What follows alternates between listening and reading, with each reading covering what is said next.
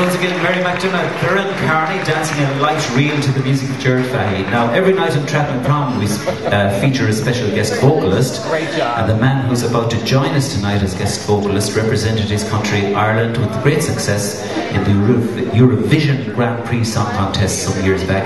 Since then he's gone on to emerge as one of Ireland's leading performers and songwriters. Here to perform a brand new composition of his own feel, a wonderful song, please welcome on stage Mr. Mark Roberts.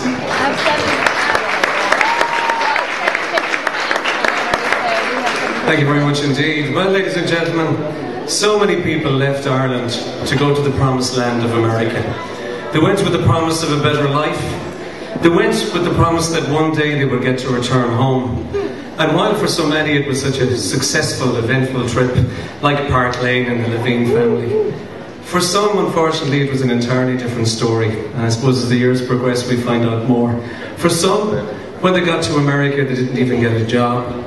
They spent whatever money they had with them from Ireland, meeting up with their friends from Ireland, and reminiscing about life at home in Ireland.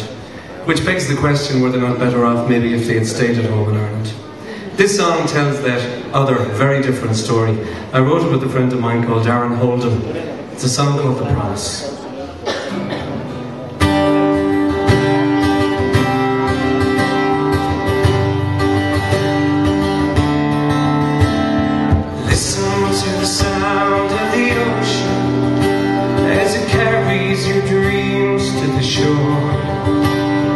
Gone like the snows of last winter, lost like the promise of yore, where the land of desire made plenty, where your fortune was there to behold, and the dark distant days of our childhood, a story that's no longer told.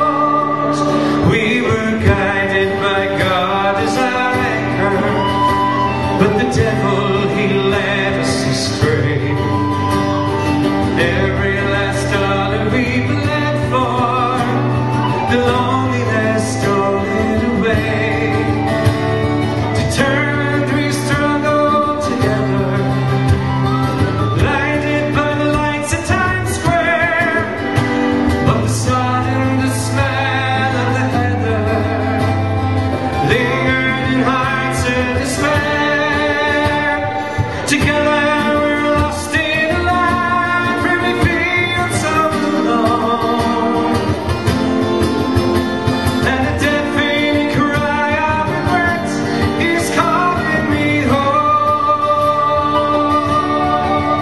And if ever the promise I made I can finally fulfill,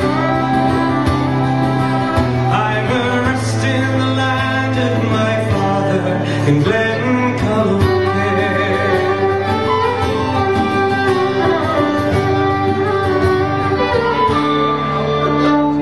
The youngest arrived here